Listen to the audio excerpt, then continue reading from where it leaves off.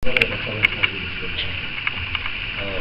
Ja tomu mužstvu moc nemám čo vypomenúť. Ja si myslím, že sme odohrali dobrý zápas s Košicami, sme neťahali za kratší koniec, boli sme vyrovnaným mužstvom, opakujem.